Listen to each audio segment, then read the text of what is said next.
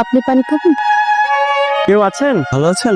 আমি পলাশ, ওই যে ওই দিন যে আমার মাকে নিয়ে আপনাদের বাসায় পানি খেতে আসলাম। কিছু বলবেন? দিক দিয়ে যাচ্ছিলাম আর কি ওই দিক থেকে, তারপর অনেক পানির পিপাসা পাইলো, তাই ভাবলাম একটু পানি খেয়ে যাই এখান থেকে।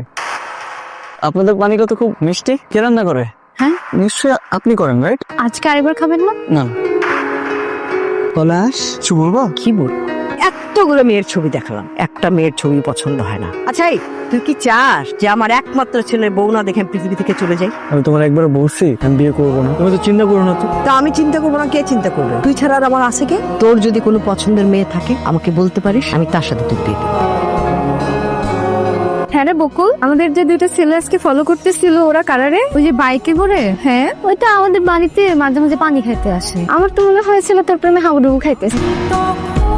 বাড়িতে কেউ আছেন? কেউ আছেন? তোমার আম্মা আজকে আসে নাই? না, আজকে আম্মা আসে নাই, আমি আসছি আর কি। আন্টি, বাড়িতে আর কেউ নাই? বকুলের আব্বা গত রাত থেকে খুব অসুস্থ। বকুল গেছে ওই বাজারের দোকানে ওর বাবার জন্য ওষুধ আনতে।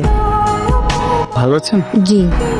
আজকে আমি আসতেছে না কেন? দেখা বান্ধবীর সাথে ফুচকা মুচকা খাইতে গেছে, বলো সাতটা আজকে নতুন কিনছে, সুন্দর হয়েছে না? সেই এই যে শুনছেন, বকুল আসে না আপনার সাথে? না, বকুল আসে নাই কেন? বকুলকে কিছু দিতে হইব?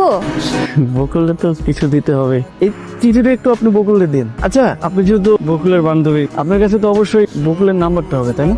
হ্যাঁ, আমার মুখস্থ আছে, আপনি উঠে নেন। হ্যাঁ, বলেন না আপনি। আম্মা তোরাই তো সেহিনে খারাই রয়েছিস, ঘুমাবি না? ওই না, আমি এখনই ঘুমাইতে যাব। তুমি ঘুমাবো না কেন এখনো? তোর আব্বার শরীরটা কিন্তু ভালো না। কয়েকদিন ধরে না তোর আব্বারে নিয়ে আমার কেমন যেন মনের মধ্যে করে, খালি ডর ডর লাগে। আমি না তোরে খুব দ্রুত বিয়া দিতে চাই। মা, এত টেনশন কেন করো আমাকে বলো তো? এত টেনশন করে করে চোখে নিজে কালি বাঁধায় ফেলছো। আল্লাহ যা কপালে লিখে রাখছে তাই হয়। হ্যালো, আমি ওই যে আপনাদের বাড়িতে পানি খেতে আসি যে। আপনি? আচ্ছা, আমাকে একটা কথা বলেন তো, আপনার মতলবটা কি? আপনি বারবার আমাদের বাসায় পানি খেতে কেন আসেন? আমার কোনো মতলব নেই মায়া। এত সহজ করে বলে দিলেন। তা আপনার মাকে আমার কথা বলেছেন? না, এখনো মাকে আপনার কথা বলিনি। আচ্ছা, রবীন্দ্রনাথের একটা কথা আছে, যে তোমাকে ভালোবাসে তাকে ভালোবাসো। তার মানে এখন আমার আপনাকে ভালোবাসতে হবে? টাকাটা না দিয়ে মেরে গেল, এতগুলা টাকা।